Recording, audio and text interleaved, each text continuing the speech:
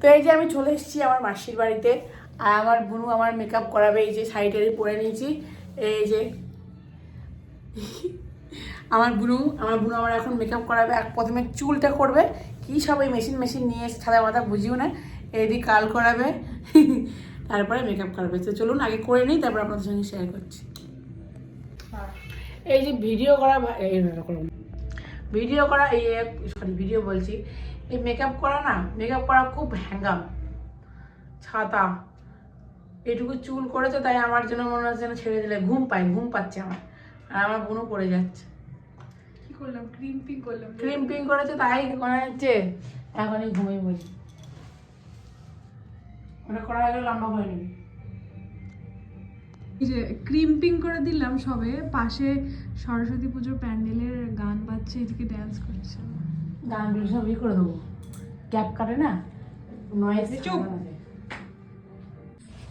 এই যে আমার এখন মুখের মধ্যে অনেক ইয়ে ছিল, দাড়ি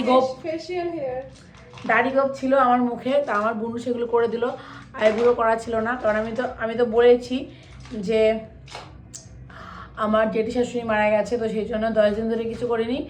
দাড়ি গোপ সব গজিয়ে গেছিলো, ফেলে দিলি তো আমার বোনু, এই যে আমার বোনু,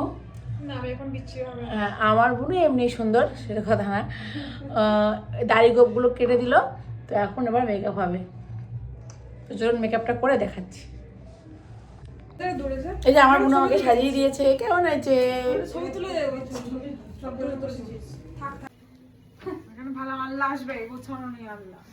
এই যে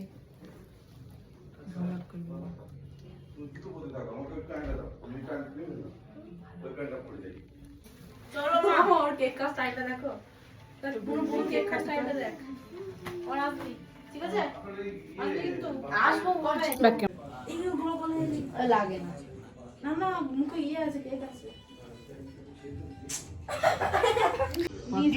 প্লাস। আর মা তোমার আমি ধরতে পারি না এখনো ক্যামেরা। সবাইকে মেরে দেয়। ভালো লাগছে এই যে আমার বোনু সাজিয়ে দিয়েছে আমাকে। নাচো।